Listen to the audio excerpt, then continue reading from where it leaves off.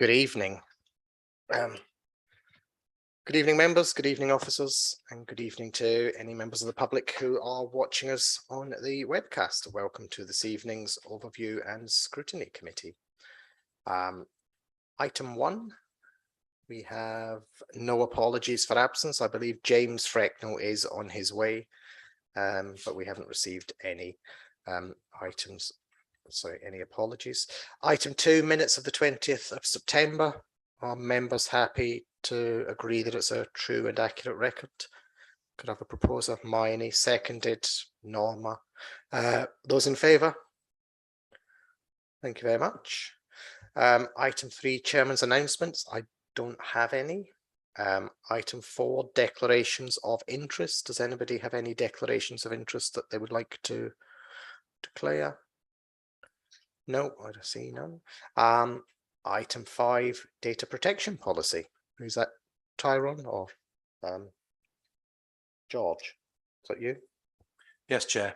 Good evening, and thank you for the invitation to attend your overview and scrutiny meeting this evening.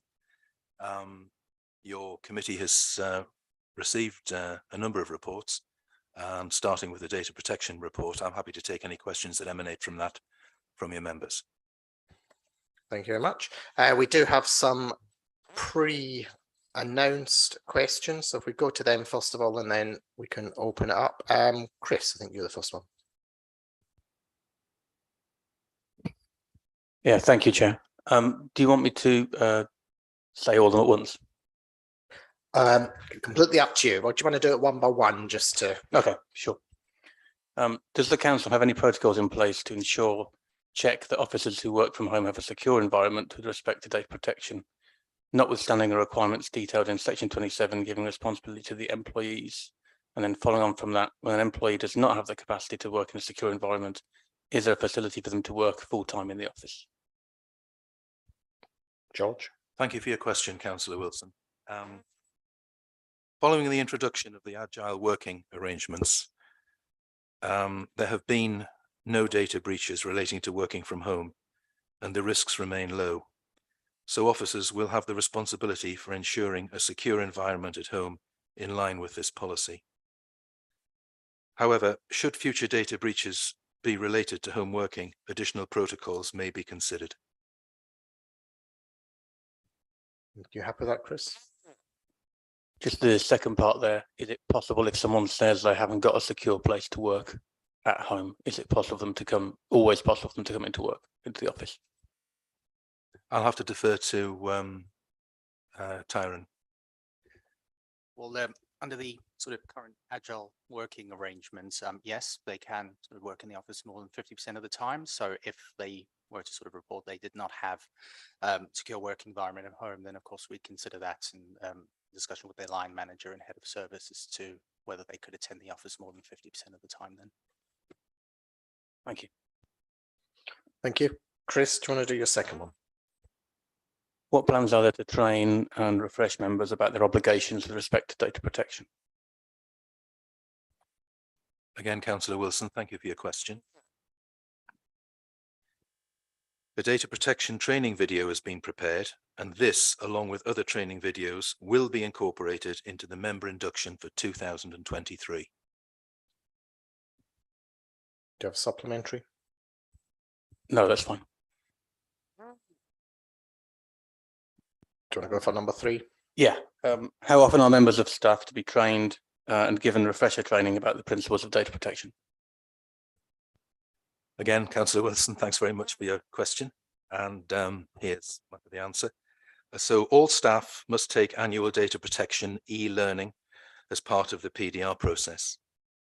Additionally, bespoke training is developed and run by the Information Governance and Data Protection Manager in relation to new policies, learning from data breaches, and changing legislation. And additionally, I can advise members that over the last year, 4 sessions were run to cover the access to information, data retention, and breach policies, and 124 staff members attended. 5 sessions were run to cover more in-depth data breach training, and 179 staff members attended. Thank you. And finally, how many internally reported data breaches were there in the council in the last 12 months? And again, thank you for your question, Councillor Wilson. There have been 20 reported data breaches over the last 12 months. And only one of those was reported to the Information Commissioner's Office. The rest were extremely low level. But additionally, I can add that urgent actions are implemented as soon as possible, with learning being shared more widely through regular data protection best practice updates on the staff intranet. This is supported by 6 monthly reporting of all breaches to the leadership team and the Ordnance and Governance Committee. Thank you. I think it's heartening that we do actually have some, albeit low breaches reported, because it would be rather suspicious if it was zero. So it's good there's an awareness. Thank you, Chris. We'll give you a bit of a rest now. Ian Kemp. Thank you, Chair. My question's in the context of the fact the introduction refers to the council, its employees, agents, contractors, or other parties working on behalf of the council. It doesn't specifically mention councillors, and I wanted some clarity on that. So the first comment was that I felt that councillors should be included in the policy introduction. Then the question, given the constraints on members' other roles, for example, some are working full-time, members should be informed of what the key aspects are that are relevant to them. Could officers explain how these key facts could be addressed and what level of training is appropriate for councillors? George, are you taking this one? Yes, Chair, I am. Thank you, Councillor Kemp, for your question. Councillors will indeed be added to the policy introduction and throughout wherever responsibilities are noted. Key requirements of this policy have been included in the member data protection video. Ian, do you want a supplementary? Thanks, that's covers it nicely, thank you. Thank you. Holly. Thank you. My question is following on from Councillor Kemp regarding especially members who may have full-time jobs where they may have already undertaken some training, whether officers have looked at other training providers that provide a more succinct training option for things such as data protection. Thank you. George. Thank you, Chairman, and thank you, Councillor Drake, for your question. The answer is actually not at this time, as the Information Governance and Data Protection Manager develops and delivers all the training. This ensures a cost-effective approach to the specific training requirements of the Council. But I can additionally advise you that external trainers may be considered if training requirements go beyond the scope and data protection and information governance. Thank you. Holly, have you got supplementary on? Just a very small point that to be open-minded to online training providers that are out there, because it's such a common and broad subject. There are other providers that are very cheap that can provide a 30-minute training and like a test at the end of it that might be more suitable for especially members who are remote from the council. Thank you very much. That brings us to the end of the pre-announced questions. Do any members have any questions that they would like to ask, leading on from what they've heard or read? No? In which case, can I move us to page 38, where there are 2 recommendations? Could I have a proposer for the recommendation? Ian Devonshire. Could I have a seconder? David Snowden. All those in favour of the recommendations? That is carried, I think, unanimously. Thank you very much. We now move on to agenda item 6, surveillance technologies policy. Is that you again, George? Yes, Chairman, I'm not aware of any pre-arranged questions. No, there aren't. I didn't know whether you wanted to lead us in with anything or no. No, Chairman, the paper is there for members to read and ingest the information. If there are any questions, I'll certainly attempt to answer them. Okay, no problem. Do any members have any questions? Miney. Thank you, Mr. Chairman. Not a question, but I would just really like to express my thanks to the officers for all their hard work on the 2 reports that we've just received. The subjects on first inspection are not very glamorous, but they are very important, and it is really important that we get things right in order that we comply with government legislation. So we do trust our officers, and I do thank them very, very much for all their hard work on these reports. Thank you. I'm sure Chairman. Tyrone disagrees with you. I'm sure you think it's very glamorous, don't you? It's... Yes, yes. Try and make glamorous as I can, but yeah, I find it very interesting. Thank you. Norma. Thank you, Chairman. Sorry, I didn't get the question in before, George. The police have a number of cameras that can go around the district. Do we have any say or input into where those cameras go? I believe we subscribe to the CCTV camera partnership, but I'll defer to an officer, Tyrone, again, to give us a little bit more information on the numbers.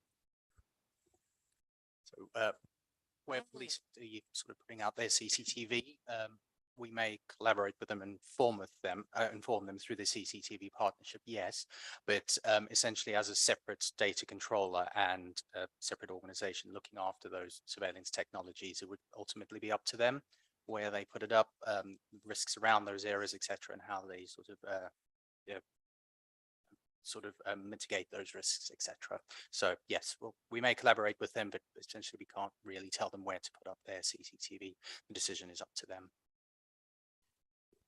Okay.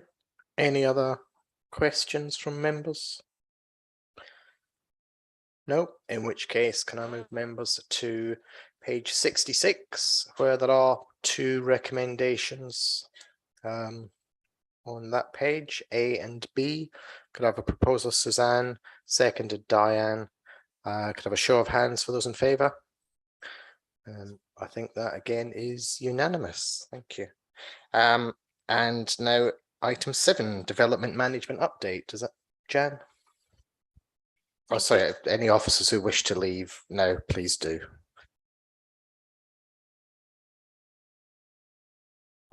Thank you, Chairman. This report sets out the current position with planning applications. It explains the current challenges and actions being taken to improve the service provided to our customers, particularly in regard to addressing the backlog of planning applications, the speed of decision-making, and improved communications with customers. The Council deals with around 2,500 planning applications a year. On average, we receive between 50 to 60 applications per week and is the 9th busiest district council planning service out of 188 in England. Whilst the majority of planning applications are classed as minor or householder applications, the council does receive a number of major planning applications. And since the adoption of the district plan in 2018, significant and specialist resources have been required to support the planning work associated with our allocated sites. The volume of applications being received by the council has gone up significantly in the last 2 years. This is being experienced across the country and is thought to be a consequence, in part, of changing working patterns and people looking to create extra space to work from home. Alongside this increase in planning applications, there has been a high turnover of staff in the planning service, with the team dealing with planning applications the most affected. Whilst recruitment for some posts has been successful, recent recruitment has not been as successful. Challenges around retention and recruitment of staff is not unique to East Herts and no worse than other authorities. The shortage of planners is a national issue. Like many local planning authorities, the turnover of staff at East Herts has impacted service delivery.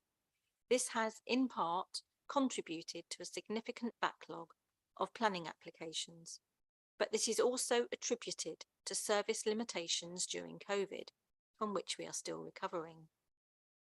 And the fact that responses from statutory consultees to planning applications have been significantly delayed to similar resource and recruitment challenges.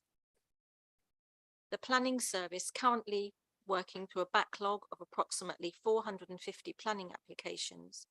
These are mostly minor and householder applications. The backlog of applications and associated delays to decision-making has understandably been a cause of frustration for applicants and members. Whilst ideally the service would want to focus on determining the over-target applications first, it is important to carefully balance this against determining in-time applications to ensure statutory determination targets are met. These are set by the government and can result in special measures and planning powers being taken away from the council if they are not met. Whilst determination of in-time applications remains good, addressing the backlog remains a key priority for the service. Progress is being made to work through the backlog and speed up decision-making in general. This demonstrates that many of the measures put in place to date are working. However, there is still a way to go. And officers recognise that further interventions are required to speed up this process, and these are summarised in the report. Thank you, Jem. Now we have some pre-notified questions. Ian, I think you're first. Thank you. My first question, firstly, to thank the executive member for the detailed and honest account of the many challenges that the planning service have faced over the last couple of years. And I would like to begin by saying a big thank you and major commendation to all the planning officers who've done a tremendous job over those last couple of years under great pressure from the increased workload. And it's good to see the plans to speed things up by streamlining non-controversial applications and assigning a task force to the backlog. However, could these measures have been identified and implemented earlier? Jem? Thank you, Councillor Kemp, for the advance notice of the question. As outlined in the report, there have been arrangements and measures put in place over the last 18 months in order to help with the workload. Some have been more successful than others. Capacity to support improvements has been an issue, and officers have also weighed up the balance of risk associated with streamlining the more straightforward applications. The service has also recently been restructured to provide more resilience and support. Have we got a supplementary on that one, Ian? I'd just like to ask, are there any specific barriers that you could identify as to why the restructuring couldn't have been done earlier? Because I understand there have been a lot of challenges and difficulties involved. We did try to outsource some of the planning applications, but unfortunately, quality of service provided by the company, who I will not name, did not meet the council's expectations in terms of quality of service. Could I give the opportunity to the head of planning to add some more flavour? Yeah, so as Councillor Goody mentions, we've looked at a number of options. We had looked at outsourcing, that didn't work as we had hoped. We do use agency staff to help us, and as well as restructuring, which took place this summer. As part of leading up to that, I undertook a service review, and I took a kind of a holistic approach to that service review, rather than just focusing on the structure, but also looked at a number of operational improvements. But it really does come down to capacity, workload and capacity, and freeing up officer time to help bring those improvements in, as well as sort of balancing up risk of bringing in kind of new ways of doing things. Thank you. Do you want to ask your second question, Ian? Yes, and if I may, I'll combine my second and third questions together because they're directly related.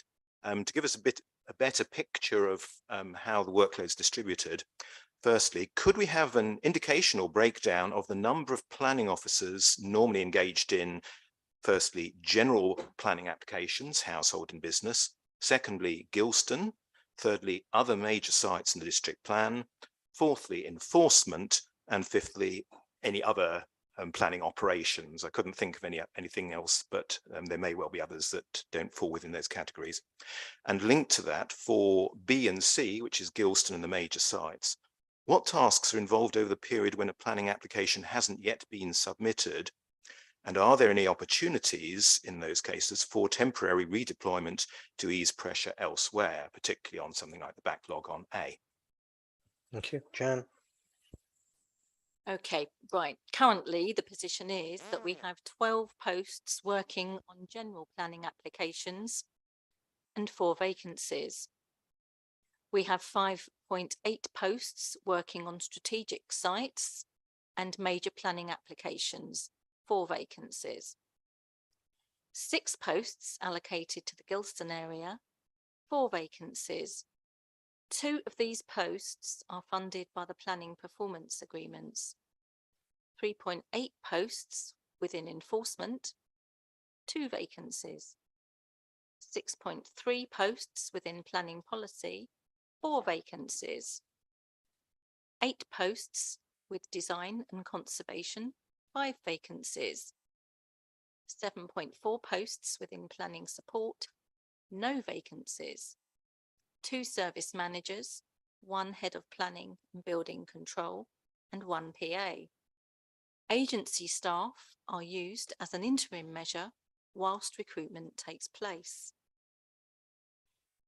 Now, 17 of our 18 site allocations are currently at some stage in the planning process, whether that's at master planning or pre-app stage or post-planning.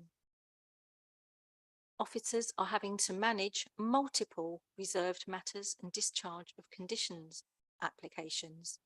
This is a significant pressure on resources and is work that for the most part can only be undertaken by experienced principal officers who are all working at capacity. For example, in terms of the Gilston area, the scale and complexity of the proposals, the timescales for development of delivery at Gilston are exceptional. There is an ambitious planning programme covering multiple work streams over the coming years, including the preparation of the Strategic Landscape Master Plan and Master Plans for Village 1 and 7, alongside the compulsory purchase order process for the river crossings, discharge of conditions relating to the outline permissions, and then submission of the first reserved matters application for Village 1. There will also be complex and extensive Section 106 legal agreements that will need to be actively monitored and managed in parallel. The nature of the job in dealing with major applications is very different to dealing with a large caseload of minor applications, where the pressures and level of expertise required is very different. For this reason, it would be difficult to juggle the 2 types of applications together, and it would be not making the best use of skills and expertise of principal officers to redeploy them onto minor applications that can be processed by much less experienced officers. It is therefore not straightforward to move resources around given the level of work. Thank you for that. Ian, have you got any supplementary on that? No supplementary question, just to say thank you for that very comprehensive and thorough answer. And I think that, well, the levels of vacancies in particular really bring it home to us, the pressure that the whole planning service has been under over the last 2 years. And obviously we wish you well for the future. Thank you for that. I think the next question is Hermione. Well, thank you, Mr. Chairman. Well, firstly, I would also like to add my thanks to the planning department and the officers and the whole team for the tremendous amount of work that they have been doing under such awful pressure. It's appalling how much they are having to do at the moment. So to thank them all very, very much. My question is related to 2.7 in the report, which talks about the government is supposed to be aware of the issue and the difficulties. And it did indicate that they would develop a comprehensive resources and skills strategy for planning. However, nothing detailed has emerged, despite the mounting evidence that the system is struggling with the current level of resources. So I think the fact that the government has recognised it shows that it must be a pretty dire situation. But it is very disappointing that the government has not done anything to help at the moment. And my question is, could the council lobby central government to seek support to manage at least the large scale applications such as Gilston? I mean, Gilston is really building a whole new town. It's an enormous project. So would it not be possible for this council to lobby central government and ask, please, for some financial assistance, some grants, so that the council could employ sufficient staff? Jan? The government are aware of the shortage of planners and staffing issues within local authorities and did indicate that they would develop a comprehensive resources and skills strategy for planning at the time of the 2020 white paper. Nothing has been forthcoming from the government, but it is likely that they will be consulting at some point on increasing planning application fees, which haven't been increased since 2017/18 and aren't index linked. We do agree planning performance agreements with applicants for certain applications, which helps support costs, but an increase in planning application fees would help. Any consultation on increases to planning application fees can be used as an opportunity to highlight the costs of processing large-scale planning applications. Could you have a supplementary, Melanie? Yes, thank you for that. Do you think that change in the application fees, would that generate enough income to enable the council to employ sufficient extra members of staff? It has been mooted that planning application fees may increase by around 35% at some point. That would bring in an extra £400,000, which would certainly be a good help. Whether or not we would actually find the appropriately qualified staff is another matter, but we are imminently launching another round of recruitment. Sarah, do you have any thoughts that you'd like to add? Yeah, just to add to that, thank you. We do cover in the report that we've been discussing with the other authorities across Hertfordshire how we can improve resilience within Hertfordshire and help to attract planners to Hertfordshire and move within Hertfordshire, so we're retaining a good set of skills within Hertfordshire. And the report talks about some of the resilient work that is being done through a task and finish group associated with Hertfordshire Growth Board, and that's come up with an action plan sort of looking at short, medium and long-term measures to help improve resilience, and that's looking at kind of actions to help promote joint working and shared services between districts, looking at recruitment and retention, so looking at apprentices, graduate schemes and mapping out those entry routes into place-based careers like planning within Hertfordshire, and then looking at career progression and promotion, so CPD events, mentoring, career progression schemes, because we do quite well in filling posts for assistant planners, so those planners that come out of university and then training them to be a planner, but where there's a real shortage of us planners with senior principal level experience at that midpoint in their career where they often move into the private sector. So we're looking at within Hertfordshire how we can retain planners within the local authorities, because that also, you know, helps support the private sector and development as a whole as well. So there's other activities going on across Hertfordshire that we're plugged into to help encourage people to move into planning or the place-based sector, and then what we can do to help retain them as well. Thank you. David. Thank you, Mr. Chairman, and thank you, Councillor Goody, for the report today. I agree with a lot of what you say about the problems of using outsourcers for individual planning applications. I do wonder, though, are there any consultancies or similar outfits out there who could help us with any other specific pieces of work, whether that's parts of planning policy or the finer details of Section 106 agreements? Is there anybody else out there that could be of some use? Sarah, I'm sorry, I don't have the knowledge around that to answer the question. So I'm sorry, Sarah, I'll need you to step in. That's okay. I mean, there are a range of kind of planning professionals out there that cover a whole range of planning services and functions. Our issue at the moment is focused on development management and being able to process planning applications. Our resource within the planning policy team is quite stable. If there was to be an issue, we could look at that and whether we needed to bring anybody in, and the same in relation to Section 106. And it's quite important that the planning officers dealing with planning applications are able to successfully negotiate Section 106s and those heads of terms associated with planning applications.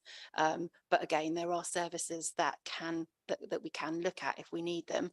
The problem that we found is that actually it's a national issue, and even consultancies are struggling to support and provide the staff on a consultancy basis, and there can be a mixed quality out there as well. So it's important to get that right, but we're not the only ones struggling out there to get the right staff and the right level of staff. Thank you. Any other questions from members? Alex.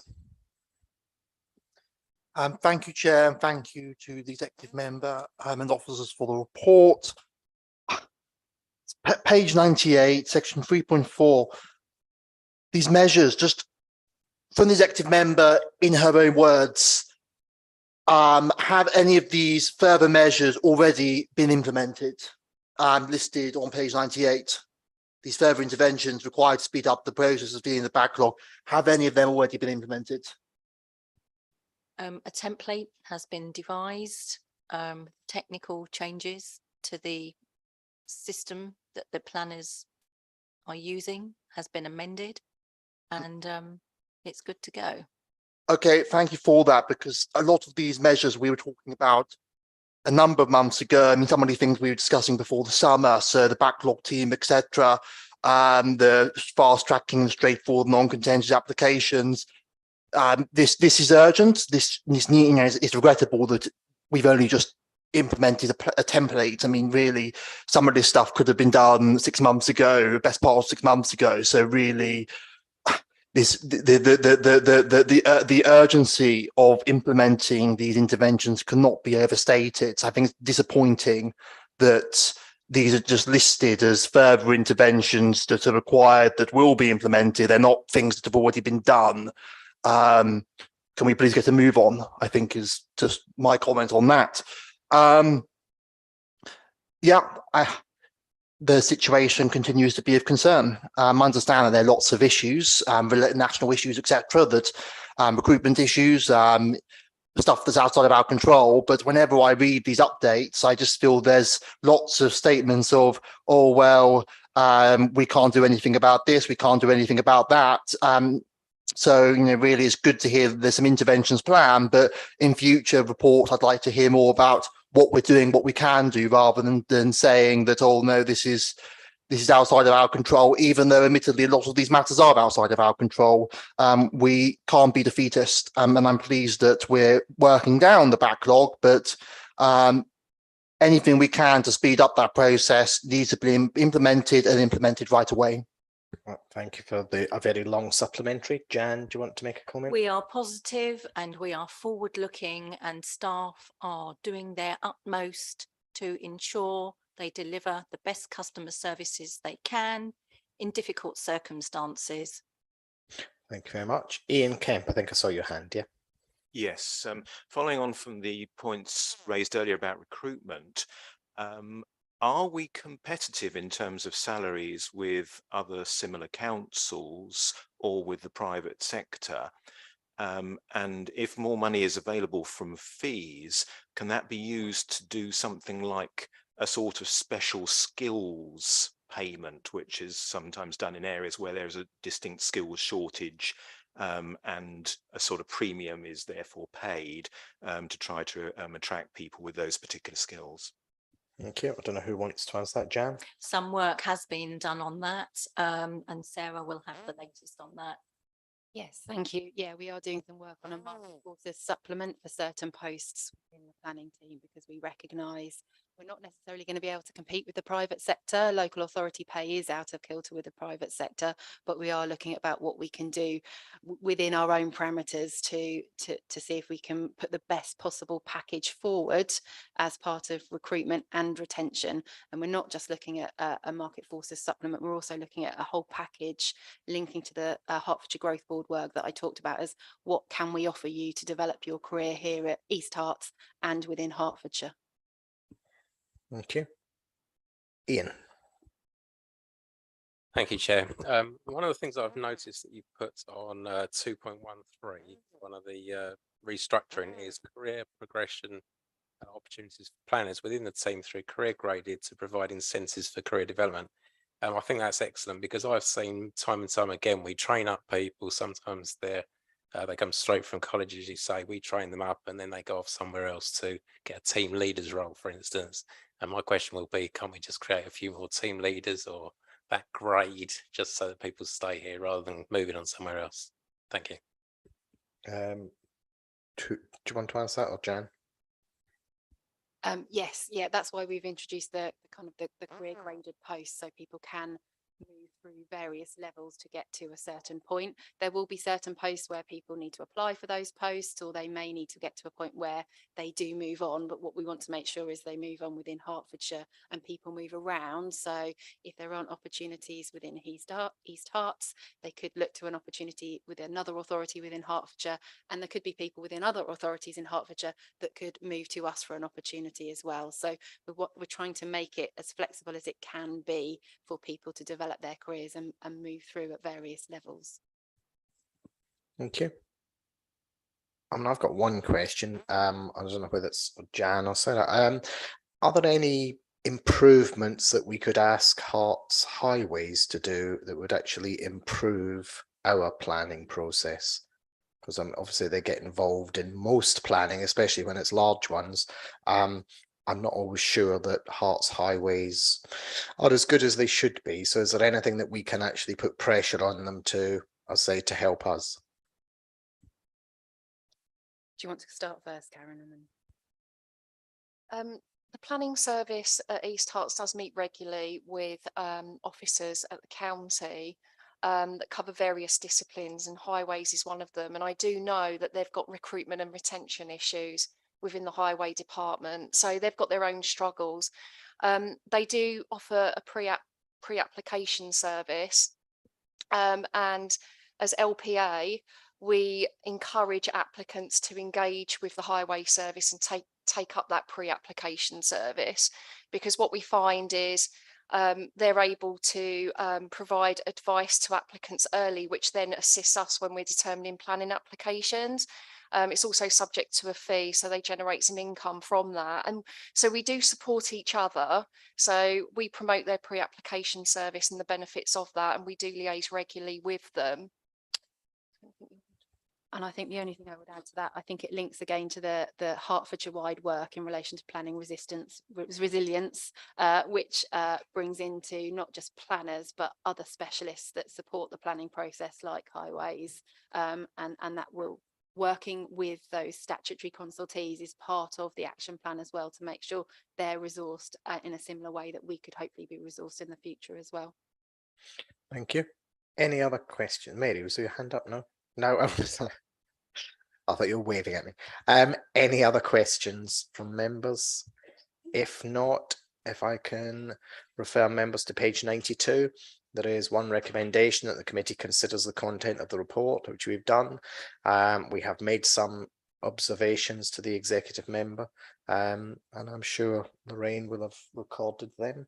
Can I have a proposer? Alex, seconder, Hermione. Can I have a show of hands for those in favour of the recommendation? That is carried. Thank you.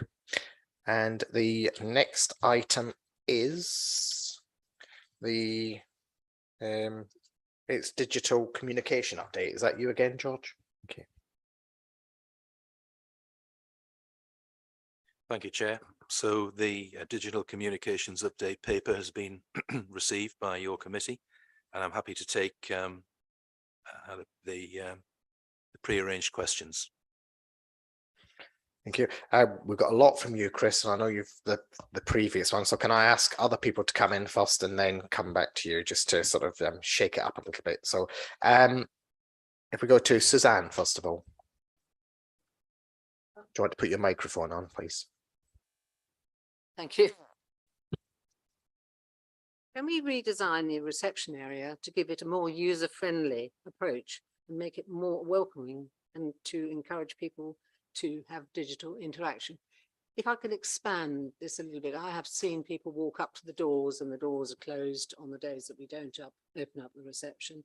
If we were able to convert that first upper level to a place where people can get out of the weather, possibly go to a terminal and actually go online within the building or to a phone within the building, it could help the customer relationship. I feel this very closed door is very unwelcoming. And if we design that with CCTV to protect the equipment and that sort of thing, would that be a possibility, do you think?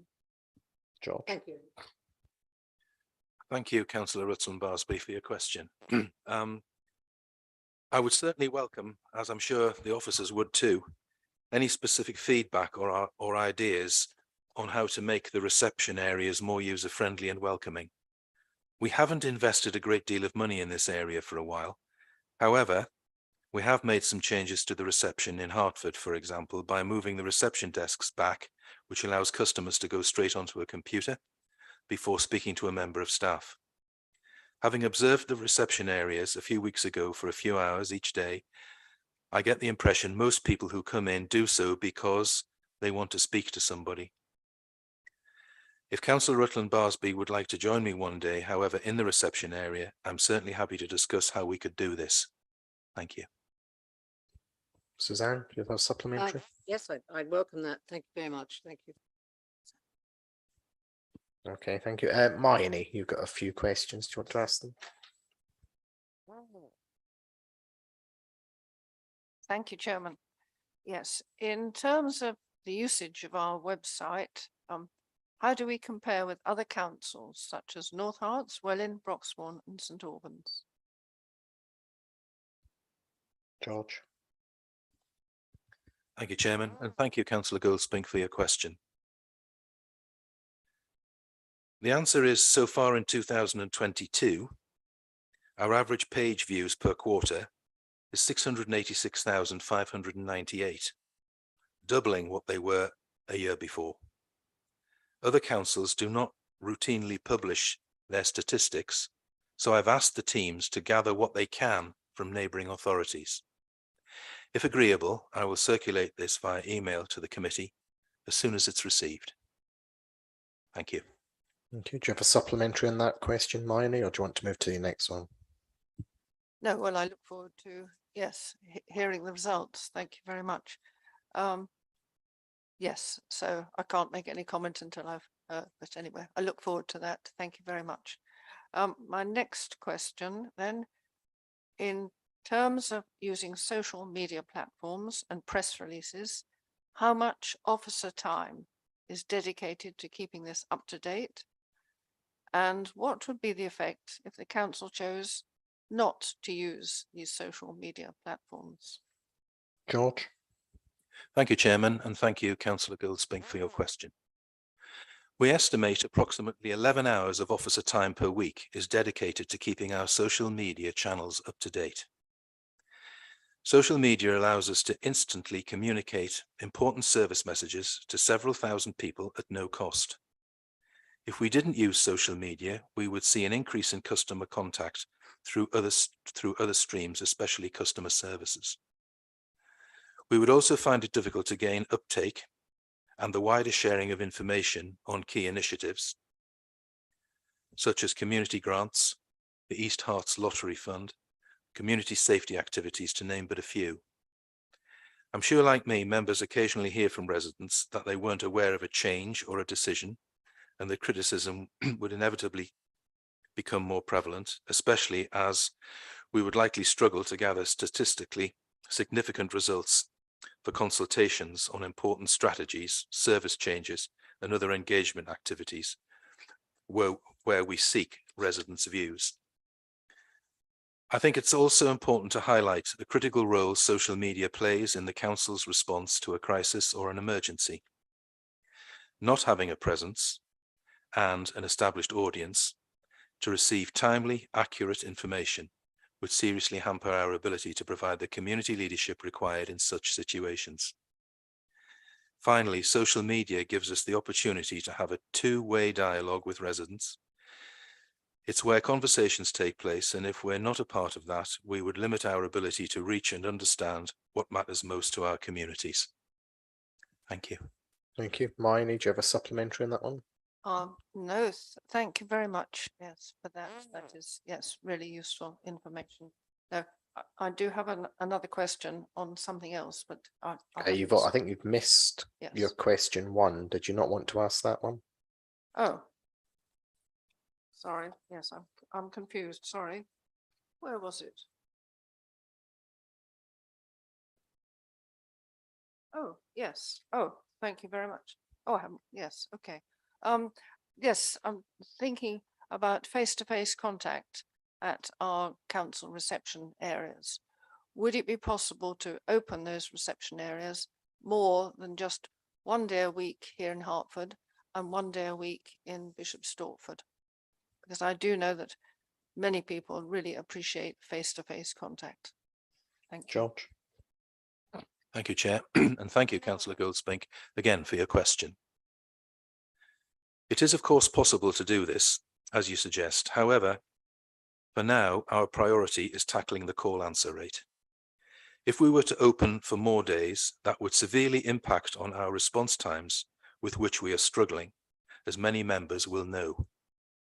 I'm pleased to say that we're seeing some improvement thanks to recruiting new staff, which the October call answer rate was just shy of 70%, which is still not amazing, but better than some previous months. I want to carry on this trajectory before looking again at opening hours. But additionally, I'd like to mention that in Bishop Stortford, the office is open now over lunchtime, so that provides additional time for residents and customers to go into the office. Thank you. Okay. Miney, do you want to any supplementary in that, or? Well, thank you, Chairman. It's related to that. But if it's a separate question, can I ask? Question. Yeah, we'll come back to I it. It's just I know there's quite a few people. Yes. David Snowden. Thank you, Mr. Chairman. Thank you to the executive member for his answers so far. I wanted to ask about emails, because we do obviously send out network, and it's been something I've this sort of collection of email addresses for local residents, something I've mentioned both to you and to the executive member for finance and resources previously about getting people signed up for accounts. So what are we doing to really get a larger mailing list? Because emails are also a great way of hitting a different demographic to social media. And have we looked at including email sign up for things like network in when people sign up for other types of digital accounts with East Herts? George. Thank you, Chairman, and thank you, Councillor Snowden, for your question. We're making good progress in signing residents up to our weekly newsletter. Network, and you'll see that the report sets out our current growth rate of 13%. Sign-ups are promoted through the website and via email, and the team is working on a refresh of the design to improve how the content is presented. Sign-up is also highlighted on social media as a way for residents to make sure they do not miss out on important local news that affects them. And a focused campaign is planned for 2023 to boost that trajectory even further. Thank you. David. Thank you, Mr. Chairman. Could the executive member, would the executive member be willing to take back a piece of feedback to officers that we could look, so obviously we have other accounts that people could sign up to for council tax, for business rates and other things. Could we see if we could include a sign up for things like network within those same account setups as well? Thank you, Councillor Snowden. I'll certainly do that, and I'll mention that to officers next week. Thank you. Chris, do you want to step in there? Thank you. Does the council have any plans to do paid or targeted adverts on Facebook or on any other forum? Thank you, Chair, and thank you, Councillor Wilson, again for your question. The council runs paid adverts on Facebook, Instagram and LinkedIn. Most offer on a campaign-specific basis rather than for a day-to-day service-related information. Examples include the promotion of the East Herts Healthy Hub services, COVID-19 vaccination clinics, and energy-efficient grant schemes. This month, coinciding with National Enterprise Week, we have plans to promote the Launchpad 2 support for businesses using social media advertising. Thank you. Thank you. No supplementary. Move on to your next one. Does the council send out informative posts advising what our functions and responsibilities are compared to other tiers of local government? And the reason I'm asking that is I think, as we all know, there's a lot of understandable confusion with residents in terms of which council does what. So it could be very useful. Again, thank you, Chair, and again, thank you, Councillor Wilson, for your question. Thank you for the suggestion. We're not currently posting this information, but I am aware that the Council's communication manager created an informative who does what graphic for this purpose at a previous authority. An example of that is included in the report appendices. We will update this to ensure it is relevant for East Herts and schedule as part of our content plan going forwards. Thank you. Thank you, Chris. Great, good to hear. And finally, what's the overarching aim of our digital engagement strategy? Is it primarily to educate or to get more people to interact with us in a digital way, or is there a further overarching aim? Thank you, Chair, and once again, thanks for your question, Councillor Wilson. We don't have a specific digital engagement strategy as such. However, the corporate plan does have a theme called Digital by Default, which outlines our objectives in 3 areas. Firstly, an inward-focusing objective to deliver the Transforming East Herts programme, which is very much about getting our processes to be as efficient as possible. Secondly, an outward-looking objective to encourage more residents to self-serve on the website. And lastly, a collaborative objective around working with partners to ensure communities are digitally enabled. There are specific examples of projects and activities under each in the corporate plan document itself, but to give you a feel, under the first objective, officers are currently reviewing our telephony requirements with a view to procuring a new system next year. I know that has been an issue close to members' hearts for some time, so that is something I'm fully behind. On the second objective, we launched a trial of a chatbot on our website last year to help customers to get the right content on our website. And for the third objective, some of you may have been aware of the Digital Inclusion Project, which has been run by the CDA in some of our rural areas to build confidence amongst older or isolated individuals with the use of smartphones and tablets. And once again, some of the additional information provided in the report provides stats to back up what I've just said. Thank you. Thank you. Chris, any supplementary on that? No, thank you. Thank you. Right, now we have got some hands that have been up. So Holly, then Norma, then Miney. So Holly. Thank you. In the report, point 211 refers to the callback option and the fact that it's becoming increasingly popular. My first question is, what are we doing and what could we do to promote this more? Because this is a very, very good use of managing resources, a very effective way of making sure that when they're not busy, they can catch up and to try and smooth out at the busy times. And then regards to Suzanne's point earlier about having potentially, when we're closed, the option for the interface where people could book their callbacks. If that's not possible, could there be another option whereby people effectively leave their number, their name and number, and maybe a short explanation of what it is that they need, and then a callback can be arranged for them, just so that people don't have a wasted trip, or they may not have access to the internet in order to find any other information. George? Thank you, Chair, and thank you, Councillor Drake, for your question. Yeah, I understand everything you mean, but I'm going to defer to an officer and ask Ben to just wrap a few numbers around that, please. Yeah, the callback option is working quite well. So at the moment, it's for housing benefits in planning, and the take up's pretty good. I think it's a valid point about the promotion. In order to find out about it, you have to be on the website in the first place, which obviously implies a level of digital engagement or confidence. If people ring up and they can't get through, or they're facing a long wait, the customer service advisors will say on the phone, we'll book something for you now. But I do accept the point, maybe we could do a bit of extra comms around just making sure that people are aware of it. The missing link is obviously with the telephony system, because if you call up at the moment and you're on hold in sort of more modern organizations, you get an option there after the the interim music, and it kind of says your number so and so, press this if you want to call back. Our telephony system doesn't do that at the moment. So the work that the portfolio was talking about in terms of a new system, we want something that will be able to do that. So people aren't waiting around. So I think we can bridge that gap. That'd be really good. The point about having something where people can possibly slip in a piece of paper through the post box saying, "Can I arrange this?" Yeah, I think that's very well made.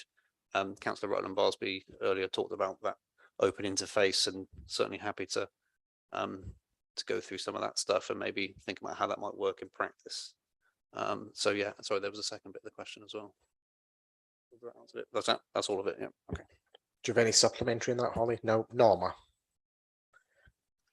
Thank you, Chairman. I don't want to sound like a broken record, but I'm going to go ahead anyway. Promote more digital take-up of services in order to modernise delivery and achieve efficiency savings. 2.9. Again, I'm going to say people can't always do it digitally, but it's excellent to read on 2.15 that we're going to support vulnerable individuals who may not have access or be comfortable with using the web-based services. And I'd like to say that apart from the housing form to go on the housing register, East Herts are still preparing paper copies so that people, because we have blind people in Bishop Stortford, and we have people who cannot read and write, who do not like to admit that they cannot read and write. But the biggest problem at the moment seems to be trying to get stuff from paperwork from Bishop Stortford to Hertford via scanning or on a mobile phone. And I know, Ben, you were very, very helpful last time. Well, it's happened 3 times again. And so could you face forward, Norma, because the microphone. Sorry, I didn't want to have my back to Ben. It's happened 3 times again, and even people sending things from mobile phones. Now, I know emails don't get lost.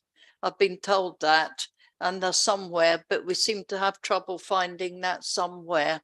And I just wonder what we can do about that, please, George or Ben. Thank you. George, do you want? Thank you, Chair. Thank you for your question, Councillor Simons. I am aware, as you've alluded to, you've mentioned this before. I'm sorry, I can't quite see past Alex, but I'm still here. Yeah, so yeah, we are aware of that. I must apologise if after your first experience it's happened again. What I can promise you is that I'll speak to the officers in our review next week, and we'll have to have a look into it case by case. If you could provide me with a bit more information rather than just it's happened twice again. Not too much detailed information, obviously, because of GDPR, but just something that we can start following a thread. We'll have a look into that and come back to you with an answer. I hope that helps. Yeah, that's the reason why I didn't mention any names, because of GDPR. And I think one thing that might help at Hertford, following on from what Councillor Rutland Barsby said, is a room where somebody can have a private conversation with an officer We have it at Bishop Stortford, but they haven't got it at Hertford. Thank you. Okay, thank you. I think that's been noted. Miney, you wanted to come back. Yes, thank you, Chairman.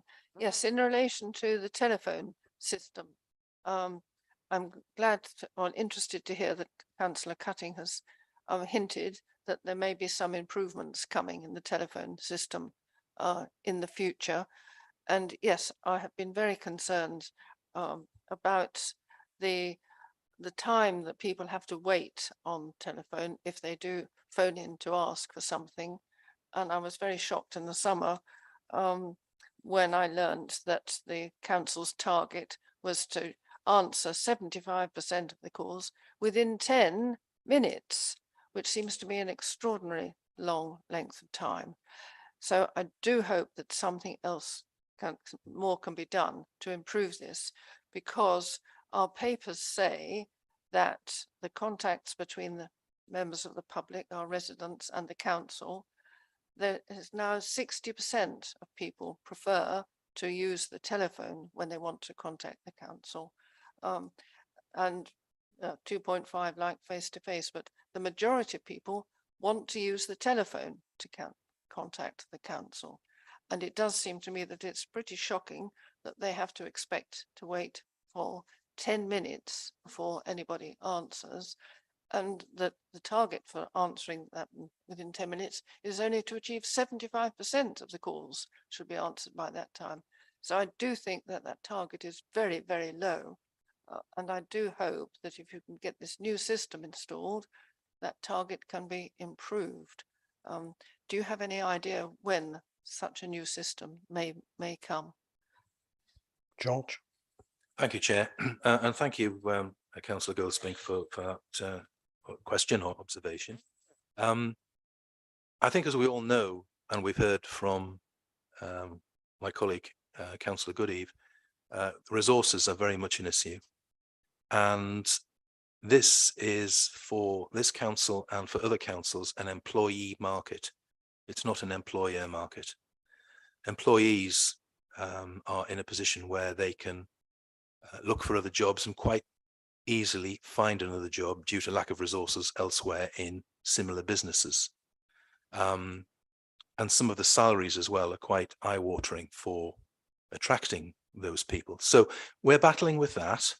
I hope you take heart from the fact that, and your colleagues take heart from the fact that we have another customer services member about to join us.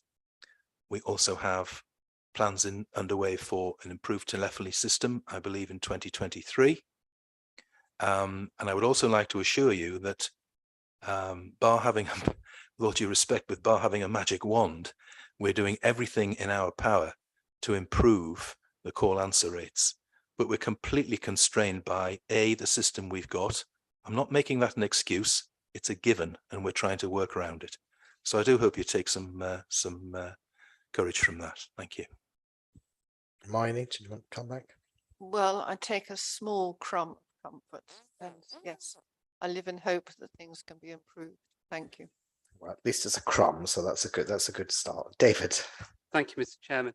Just following on from what Councillor Goldsmith just said, she quoted the numbers about 60% of people prefer to use the phone. That's not actually what those numbers are showing. It's showing that 60% of people contact us via phone calls to us. Because I know there's been a lot of good work from Councillor Cutting and his team trying to show people how it is easier to use online tools. So there's also this education piece. We can't also just get caught up in the current state, but it's the future state as well, and trying to get people to realize they will get a quicker result. If they can go online, they should, rather than calling in. Thank you. Happy with that, George? Yeah, thank you, Chairman, and thank you for those observations, Councillor Snowden. Much appreciated. Thank you. Right, I can see some hands shooting out now. Ian Devonshire, then Ian Kemp. Yeah, I haven't got a question, Chairman. Thank you. I just want to thank our comms team, really. As Chairman, I use the comms team all the time, and they are absolutely superb and very, very professional. So I want to thank Ben, Lindsay, and also Nia. I understand Nia's leaving us. it's a shame, but the three of them are absolutely fantastic, and they do a fantastic job promoting what we do in this authority through the website and through all our social media. Thank you. Thank you very much. I'm sure officers will take the pat on the back. Well done. Ian Kemp. Thank you, Mr. Chairman. This also links into Councillor Snowdon's question from earlier. I was a bit puzzled when I read this report because Section 2 makes quite a lot of reference to digital communications, and yet it only concentrated on Facebook, Twitter, Instagram and the like. And I was thinking, well, where's the website on this? Now, in fact, it's in the appendix, but the stats graph there is not on the same basis as the others. And indeed is rather blurred and difficult to read. So I'd like to say, could the website be included as part of this main digital communications area, because it seems highly relevant. And this is what comes back to Councillor Snowdon's point. I was also trying to work out from some of the percentages involved what the actual volume of calls was. They were given as percentages, but not as actual numbers, and how they compared with each other. As far as I can tell, it suggests that every year we get about 100,000 phone calls, which is a lot. But it looks as if we get over 600,000 per quarter on the website, which is therefore 2 to 3 million hits. And of course, we get we actually get those as a number of hits with Facebook, Twitter, Instagram, LinkedIn. We've just got number of followers, and we don't really know how many of those use it. They may sign up and then never use it again. I must admit, I hardly use Twitter nowadays. I've got fed up with it. Not with East Hert's Twitter, but Twitter in general. And this was before Elon Musk came along and all the things that he's done. So I think I'd like to emphasize the importance of the website. And hopefully that means that it is functioning as a one-stop shop, and that lots of people who are going to the website are actually finding their answer there and not needing to phone up the council or use web chat or things of that sort. So there's my request for those sort of stats to be added in future, but also a question on, do you get much feedback to the website on possible improvements? I'm sorry, this is a question that's been rather sprung on you. And are any of those particular improvements sort of, helpful in showing trends of ways to go? And if it's better to have that as a later written answer, I will quite understand. No, thank you for that. I don't know if I'm not sure Ben will be able to answer the figures questions, but I'm sure he can certainly go on feedback. Yeah, no, I'm going to pick up some of those things. I think what we've given you here is quite a simplistic view of some of the figures. I think previous reports I've taken in the past, I've been accused of having too much information, so it's difficult trying to pitch it. But there's plenty of background stuff here. I think to some extent, your guest, Councillor Kemp, about the number of phone calls is not far off, actually, in terms of trying to work out with the limited bits of data you've got there, piecing it together. It's not too far off 100,000 calls per year. The website stats, yeah, we can certainly provide that in future as part of the overall report. And in fact, Lindsay's got lots of kind of data from Google Analytics at the back end, which shows not just the hits, but the actual pages people are looking at. It won't surprise you to learn that most people go to council tax, waste and planning. Those are the top 3 pages that people look at. We can't actually tell whether they're getting the information that they want or resolving their issues, because of course we don't necessarily know whether that doesn't result in a contact. It's, you only know what you know in terms of whether that then comes through as a service request. But certainly they're happy to provide a lot more data behind this stuff because it's all there. In terms of the feedback, we do have the GovMetric widget, which Lindsay and I were actually talking about earlier in terms of its effectiveness. So that gives you the option on every single page to give us a smiley or a not so smiley, or a kind of this is okay, and that then translates into a score for us on a monthly basis. GovMetric is a standard tool that most local authorities and indeed private businesses use, so it's a kind of industry standard. The conversation we were having earlier is that it's not particularly well used at the moment. So previously we used to get some decent feedback from it, both over face-to-face and over the website. For some reason, in the last couple of years, the numbers have dropped off to the point that we're only into sort of 30 or 40 per quarter, to the point that it becomes almost meaningless. Now, in that, people do have the option to give us a smiley or not and a couple of comments about their specific issue. In the past, we had some quite good stuff saying, oh, this bit of content doesn't help me, I can't find the link, this doesn't work, and then the digital team would pick that up, and if it was a sort of technical issue, deal with it straight away, and if it was something more structured around the content, feed that back to the service for them to deal with. But in recent months, it's not been happening, and we're not quite sure why at the same time when the trend is more people are looking at the website. So that's something for us to look into. But again, we can provide the GovMetric scores, but for some reason, yeah, it's they're not being used. Thank you, Ian. Well, fingers crossed, that means that people are finding what they want, and that you've sorted all the major problems. I was just wondering if there were any examples of cases where you'd had feedback that had enabled you to actually change the website for the better. Again, sorry to spring that on you. Yeah, no, definitely.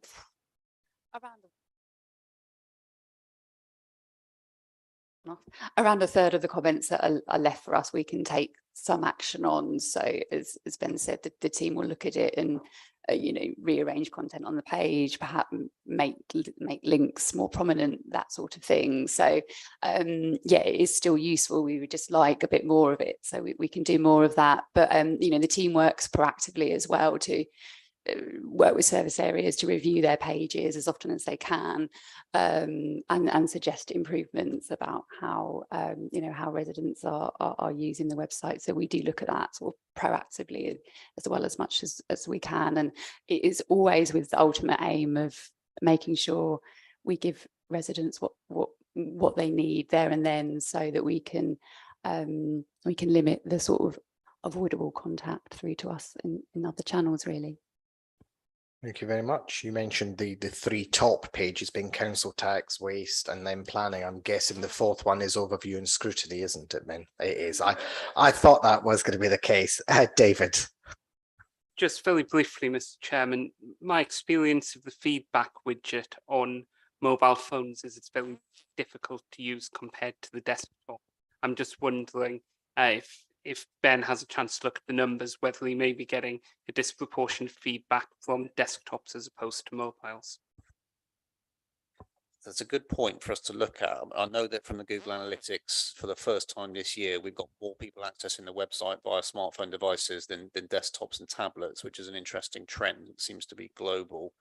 What I don't know, and Lindsay and I have to check, is whether the GovMetric data, which is pretty rich, tells us what sort of device they're coming from. But that'd be an interesting hypothesis for us to look at. So I think we'll take that away. Thank you, Councillor Snowden.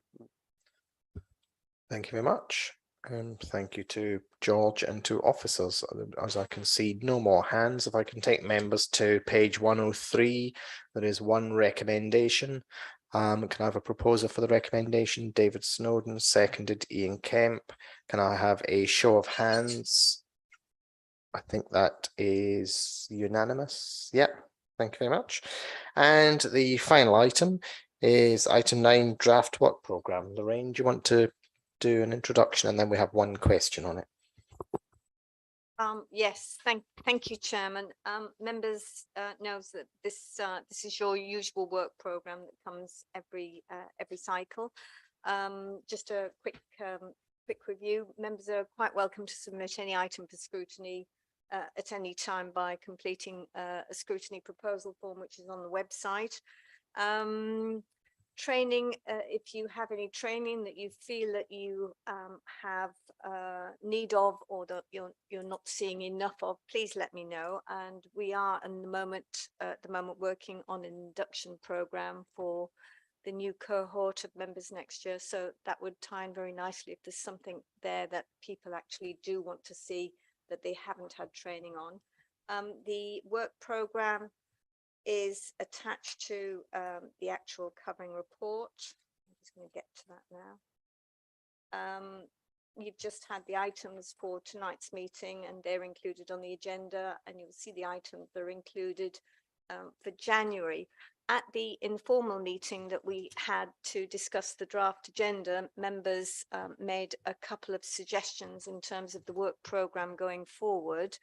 There was a suggestion by Councillor Wilson that we look at air quality management plan in terms of, is it being followed? Is it fit for purpose? Is our website advertising the issue sufficiently for our residents? And are we fulfilling our statutory duty? As I say, at the informal meeting, it was suggested that the approach going forward, that the items on the appendix for January remain as is. That the delivery of strategic sites be deferred to the new civic year, that the air quality management plan that I've just mentioned be added to the work programme for the 21st of March, and that the parking standards report for planning officers to provide an update on be reported when this becomes available. Members' comments. Thank you. Chris, as you had one question, do you want to make a comment? Yeah, sure. It's just it's a very important issue to deal with as soon as we possibly can. We've got a public health issue that is continuing, and I believe all AQMAs are still AQMAs, designated AQMAs, the 3 that we do have in the district. And we've had a plan, and we need now to see if that plan has worked or not, and if we need a new plan. And in addition to that, we've also had a number of developments that could impinge upon, since that plan